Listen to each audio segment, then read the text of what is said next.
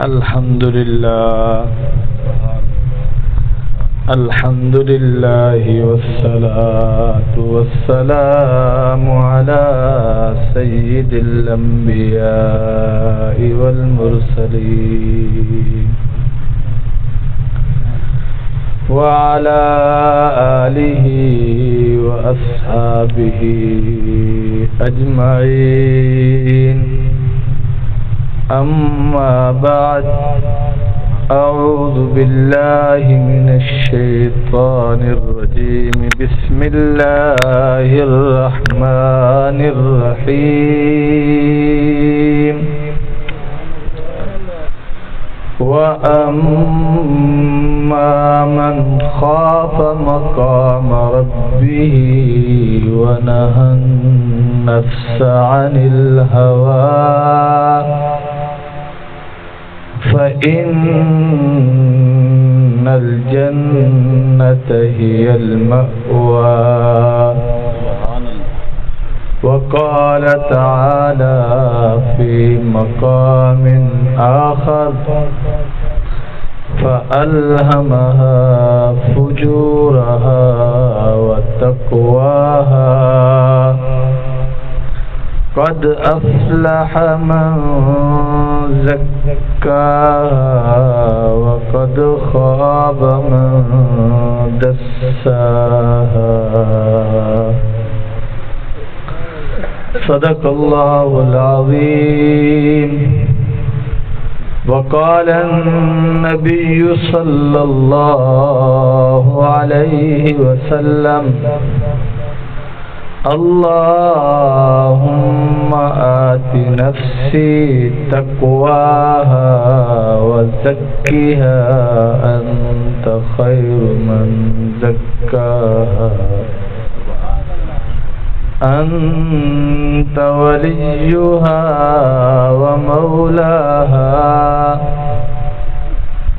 اللهم صل على محمد عبدك ورسولك وصل على المؤمنين والمؤمنات والمسلمين والمسلمات. میرے عزیز واجب الاحترام دوستو بزرگوں، اللہ کریم نے نفس کو ایسا بنایا ہے کہ یہ نفس کبھی ایک حالت پر ٹک نہیں سکتا، ایک حالت اور ایک کیفیت پر برقرار نہیں رہ سکتا. کبھی آپ کی طبیعت میں مٹھاس ہوگی، کبھی کڑواہٹ ہوگی، کبھی پیار ہوگا، کبھی غصہ ہوگا، اور کبھی آپ کے من میں گناہوں کی خواہشات ہوں گی، خواہشات کے ساتھ گناہوں کے جذبات ہوں گے. آپ کے دل میں آئے گا کہ گناہ کا ماحول ہونا چاہیے اور کھلی چھوٹ ہو جانی چاہیے. اور کبھی یہ نفس ایسا ہو جاتا ہے کہ یہ کہتا ہے کہ گناہ ہونا ہی نہیں چاہیے، بس اللہ ہی اللہ، اللہ ہی اللہ ہونا چاہیے. اللہ کریم نے اس کو بنایا ہی ایسا ہے، اس کی ساخت ایسی بنائی ہے کہ یہ ایک حالت پر، ایک کیفیت پر راضی نہیں رہتا. تو اس لیے معیار خواہشات کو نہیں بنایا، دل کے جذبات کو نہیں بنایا، معیار اللہ نے اپنی محبت کو بنایا ہے. نماز پڑھتا ہے، قرآن پڑھتا ہے، اللہ اللہ کرتا ہے، اللہ والوں کے ساتھ بیٹھتا ہے، لیکن اس کے دل میں کبھی کبھی ایسا ہوگا کہ گناہوں کے جذبات ابھریں گے، اس کے اندر طوفان اٹھے گا جو اس کو کہے گا گناہ کر لے، اللہ کو چھوڑ دے. یہ دنیا کیا ہے کہ تو صوفی بن کے ایک کونے میں پڑا ہوا ہے؟ نہیں نہیں نہیں نہیں، کچھ تو بھی عیاشیاں کر لے، من مانیاں کر لے. یہ نفس انسان کو ابھارتا ہے. تو اللہ کے پیار کی قیمت، اللہ کی محبت کی قیمت اب لگے گی کہ یہ بندہ اللہ کی محبت میں اپنے نفس کی خواہشات کو ٹھوکر مارتا ہے یا پھر پیچھے پیچھے جاتا ہے. میرے دادا پیر شاہ حکیم اختر رحمت اللہ علیہ نے فرمایا، ارے بھائی آپ ہم سے وظیفہ پوچھتے ہو کہ ہماری نوکری لگ جائے، وظیفہ پوچھتے ہو ہمیں چھوکری مل جائے، آپ وظیفہ پوچھتے ہو جی ہمارا مکان بن جائے، ہمارے بزنس اور کاروبار میں ترقی ہو جائے، ہم بہت ترقی والے بن جائیں، میدان میں آگے بڑھنے والے بن جائیں، ایسی مالیت آ جانی چاہیے۔ اور اس کے لیے ہم نوافل بھی پڑھ رہے ہیں، وظائف بھی کر رہے ہیں، اللہ اللہ بھی کر رہے ہیں۔ تو میرے دادا پیر فرماتے تھے کہ آپ دنیا داری کے لیے تو وظائف کرتے ہو، نوکری حاصل کرنے کے لیے تو وظیفہ پڑھتے ہو، مکان حاصل کرنے کے لیے تو وظیفہ پڑھتے ہو، دنیا حاصل کرنے کے لیے تو آہوداری کرتے ہو، کبھی خود مولا کو مانگنے کے لیے بھی تو وظیفہ پڑھو، کبھی مولا کا پیار مانگنے کے لیے بھی تو وظیفہ مانگو کہ حضرت جی ہمیں کوئی ایسا وظیفہ بتائیے کہ ہم وہ وظیفہ پڑھتے پڑھتے اللہ کے دوست ہو جائیں۔ یوں تو پوچھتے ہو کہ حضرت جی کوئی ایسا وظیفہ بتاؤ کہ وظیفہ پڑھتے پڑھتے میں امیر ہو جاؤں، وظیفہ پڑھتے پڑھتے میں دولت والا ہو جاؤں، وظیفہ پڑھتے پڑھتے میں بہت بڑا تاجر بن جاؤں، وظیفہ پڑھتے پڑھتے میں بڑی گاڑی والا بن جاؤں، لیکن کبھی یہ وظیفہ بھی پوچھا ہے کہ وظیفہ پڑھتے پڑھتے میں اللہ کا ولی اور دوست بن جاؤں؟ کبھی ایسا بھی ہم نے سوچا ہے؟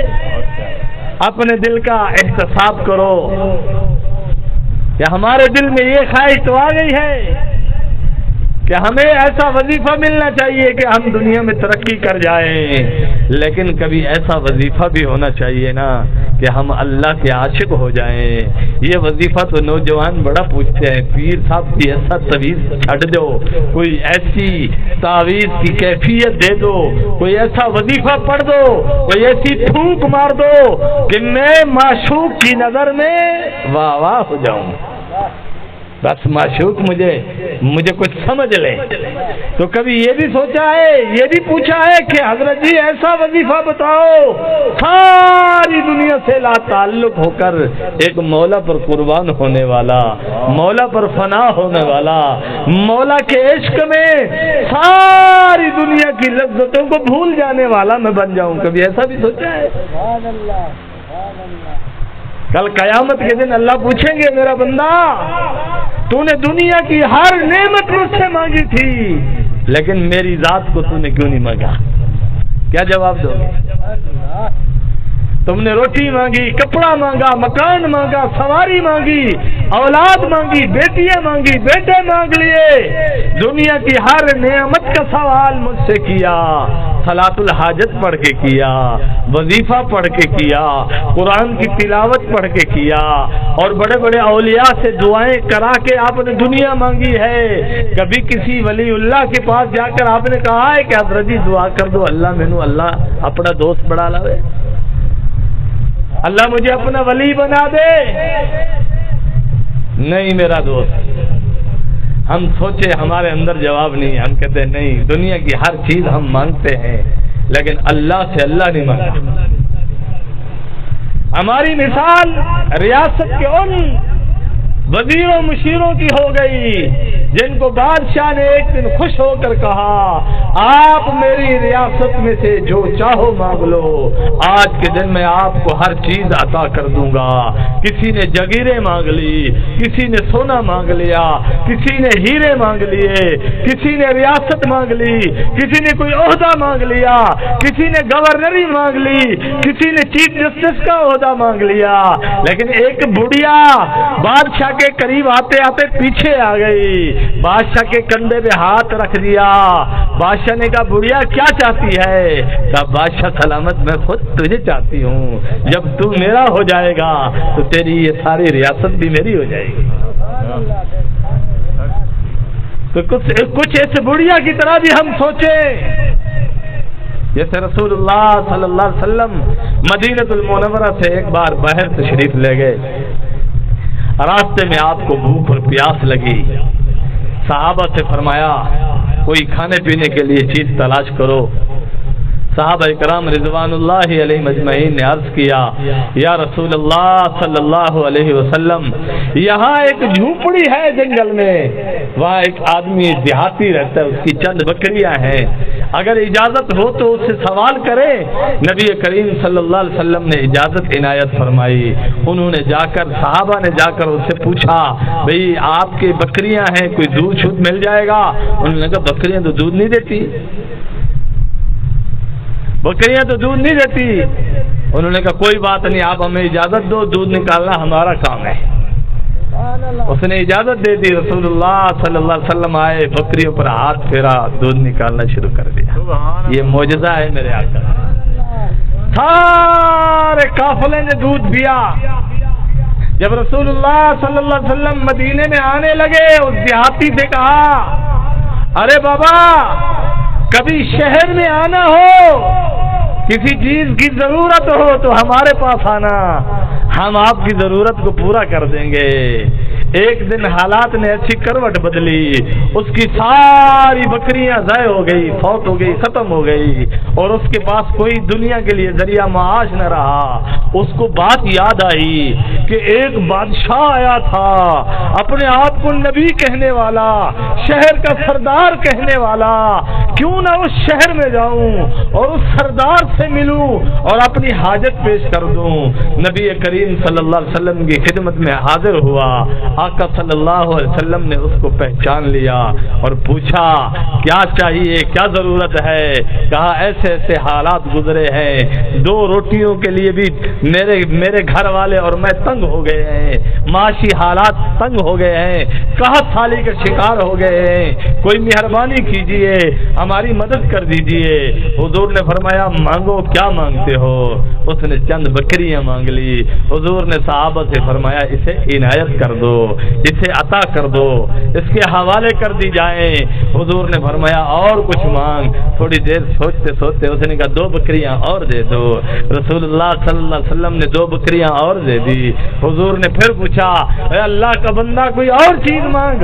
اس نے گدھا اور خچر اور گھوڑا مانگ لیا کہ یہ سواری کام آئے گی۔ رسول اللہ صلی اللہ علیہ وسلم نے فرمایا کچھ اور مانگ لے۔ اس نے کہا یا رسول اللہ مجھے اونٹ بھی چاہیے۔ رسول اللہ نے اونٹ عطا کر دیا۔ اس نے کہا رسول اللہ نے فرمایا کچھ اور مانگ لے۔ کہا بس اتنا کافی ہے۔ میرے اور آپ کے آقا صلی اللہ علیہ وسلم نے فرمایا ہے افسوس تو بنی اسرائیل کی بڑھیا سے بھی گیا گزرا ہے، تو بنی اسرائیل کی بڑھیا سے بھی گیا گزرا ہے۔ وہ کیا واقعہ ہے کہ جناب موسیٰ علیہ السلام حضرت یوسف علیہ السلام کی قبر ڈھونڈ رہے تھے، کیونکہ جب یوسف علیہ السلام اپنی قوم کو لے کر ایک مقام سے دوسرے مقام پر جانے لگے تو آندھی نے راستہ روک لیا۔ جب ٹھہر جاتے تو آندھی بھی ٹھہر جاتی، طوفان بھی ٹھہر جاتا، جب چلنے شروع ہوتے تو طوفان بھی چل پڑتا۔ آپ نے لوگوں سے پوچھا، کیونکہ نبی تھے آپ کو اندازہ ہو گیا، لوگوں سے پوچھا کوئی ایسی امانت ہے جو ہم پیچھے چھوڑ کر جا رہے ہیں، کسی کے پاس کوئی معلومات ہو تو بتائیے۔ ایک بوڑھا کھڑا ہوا، کہا حضرت جی ہم سنتے آ رہے ہیں کہ یہاں دریائے نیل کے کناروں پر کہیں نبی کی میت امانتاً دفن ہے، اور انہوں نے کہا تھا کہ جب کوئی نبی آئے آپ اس کو کہنا کہ میری میت کو یہاں سے لے جا کر کہیں اور دفن کر دیں۔ تو جناب موسیٰ علیہ السلام نے فرمایا کہ تحقیقات کیجئے، دیکھیے کون ہے وہ اور کیا امانت ہے، کہاں ہے۔ لوگ ادھر ادھر سے تفتیش کرتے رہے، پوچھتے رہے، کسی نے کچھ نہیں بتایا۔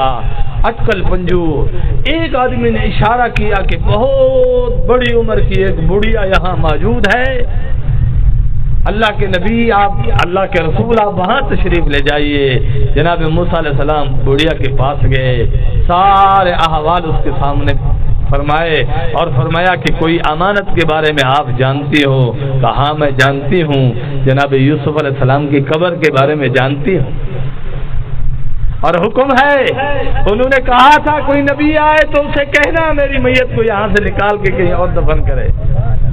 کہا وہ قبر کہاں ہے؟ بڑھیا نے کہا موسیٰ ایسے تو نہیں بتاؤں گی، ایسے تو نہیں بتاؤں گی، موسیٰ علیہ السلام نے فرمایا جو چاہتی ہے مانگ تجھے دوں گا۔ بڑھیا نے کہا پکی بات ہے؟ موسیٰ علیہ السلام نے فرمایا پکی بات ہے۔ کہا میں جنت میں تیرا ساتھ مانگتی ہوں، جنت میں مجھے ساتھ لے جانا ہے۔ موسیٰ علیہ السلام نے فرمایا یہ تو میرے بس میں نہیں ہے، کہ پھر میں بھی نہیں بتانے والی۔ تو موسیٰ علیہ السلام نے اللہ سے رابطہ کیا۔ نبی جب مشکل میں ہوتا ہے اللہ سے رابطہ کرتا ہے، تو اللہ سے رابطہ کیا، اللہ کی طرف متوجہ ہوئے، آہوداری کی، فریاد کی، یا اللہ یہ بڑھیا میرے ساتھ جنت میں جانے کا مجھ سے وعدہ مانگ رہی ہے۔ اللہ کریم نے اجازت عنایت فرمائی، موسیٰ اس بڑھیا کو وعدہ دے دو کہ یہ آپ کے ساتھ جنت میں جائے گی۔ میرے اور آپ کے آقا صلی اللہ علیہ وسلم نے اس دیہاتی کو کہا تو اس بڑھیا سے بھی گیا گزرا ہے، اس نے تو جنت مانگ لی۔ تو معلوم رہنا چاہیے کہ دنیا میں اللہ سے ساری دنیا نہیں مانگنی چاہیے، تھوڑی بہت مانگ لینی چاہیے کیونکہ ہماری ضروریات ہیں، لیکن مقصد حیات بنا کر دنیا نہیں مانگنی چاہیے۔ مقصد حیات یہ ہے مولا پر فدا ہو جائیں، مولا پر فنا ہو جائیں، مولا پر قربان ہو جائیں، یہ میری اور آپ کی زندگی کا مقصد ہے۔ جب میری اور آپ کی زندگی کا یہ مقصد ہے پھر مولا سے مولا مانگا جائے۔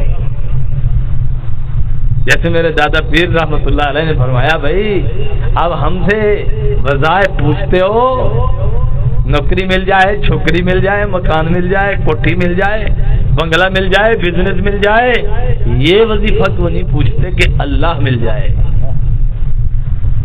یہ وظیفہ کیوں نہیں پوچھتے؟ تو اللہ کیسے ملے گا؟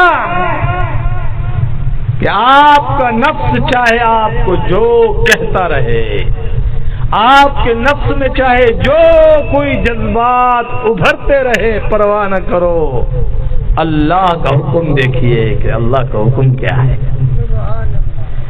مولا کا حکم دیکھیے، جو مولا کا حکم ہے اس پر فنا ہو جائیے۔ بس نہ معاشرے کی پرواہ کرو، نہ برادری کی پرواہ کرو، نہ پھر پیار کرنے والوں کی پرواہ کرو، صرف اللہ سے پیار کرو بس۔ دنیا میں ایک لاش پہ مر جانے والا،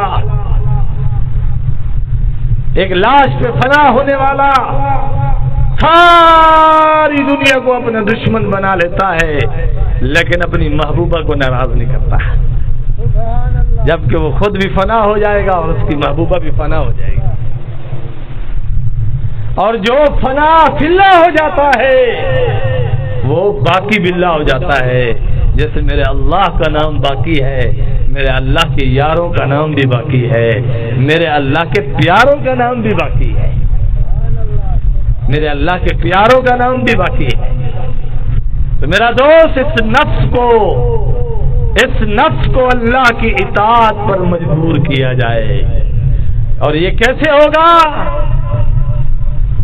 یہ ایسے ہوگا، میرے پیر و مرشد شاہ جلیل احمد اخوند صاحب دامت برکاتہم العالیہ فرماتے ہیں کہ ایک نفس کی مخالفت کرنا،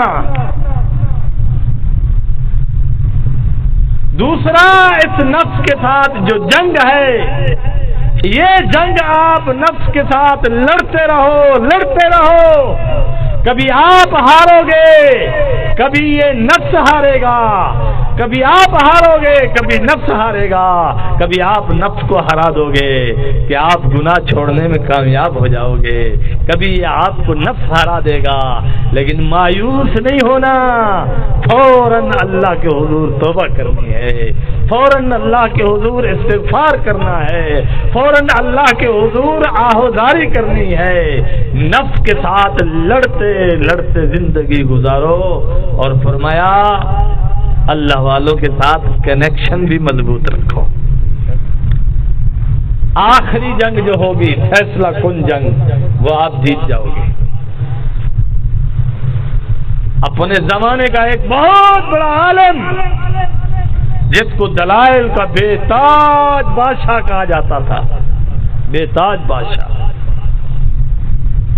جب ان کی موت کا وقت قریب آیا تو شیطان آ گیا، انسان کی شکل میں شیطان آ گیا. اس نے کہا عالم صاحب میں نے آپ سے اللہ کی ذات کے بارے میں سوالات کر دی. تو اس نے ذات الہی پر ایک اعتراض کیا. اس عالم دین نے جواب دیا. پھر اس نے دوسرا سوال کیا، جواب دیا، یہاں تک کہ ذات باری تعالی کے بارے میں شیطان نے 99 سوالات کیے. جب 100واں سوال کرنے لگا اس عالم کے دل میں آیا کہ یہ شریر تو میرا پیچھا ہی نہیں چھوڑ رہا، میں کیسے اس سے جان چھڑواؤں؟ تو اللہ نے اس کے مرشد کا چہرہ اس کے سامنے کر دیا اور اس کے مرشد نے کہا ارے عالم صاحب اپنے دلائل کو اپنے پاس رکھیے، اس مردود سے کہیے میں اللہ کو بغیر شرط کے اللہ مانتا ہوں، میں اللہ کو بغیر دلیل کے اللہ مانتا ہوں. جب اس عالم نے کہا میں بغیر شرط کے اللہ کو اللہ مانتا ہوں، بغیر دلیل کے اللہ کو اللہ مانتا ہوں، شیطان اسی وقت کھڑا ہوا، اس نے مٹی اٹھائی اور اپنے سر پہ دے ماری. کہا ہے میری محنت ضائع ہو گئی، اس کو اہل اللہ کی نسبت نے بچا لیا ہے. اپنے علم میں مار نہ کرو. پیران پیر شیخ عبد القادر جیلانی رحمت اللہ علیہ کے بارے میں بھی آپ نے واقعہ سنا ہوگا. شیطان نے ان کو بھی گمراہ کرنے کی کوشش کی. پہلے آیا جی حضرت جی تو نمازہ معاف ہے. حضرت نے فرمایا نبیوں کو معاف نہیں ہے میں کو. پھر اس کے بعد آیا کہا آپ کو آپ کے علم نے بچا لیا. حضرت نے فرمایا لا حول ولا قوت الا باللہ، مجھے میرے اللہ نے بچایا ہے، میرے علم نے نہیں بچایا، مجھے میرے اللہ نے بچایا ہے. اور حضرت حکیم الامت تھانوی رحمت اللہ علیہ فرماتے تھے بھائی بڑی گاڑی ہے، بڑی گاڑی، اور اس پر بڑی سی ٹینکی ڈیزل کی رکھی ہوئی ہے، پٹرول کی بڑی ساری ٹینکی رکھی ہوئی ہے، اور اس میں 30-40 ہزار لیٹر پٹرول یا ڈیزل موجود ہے.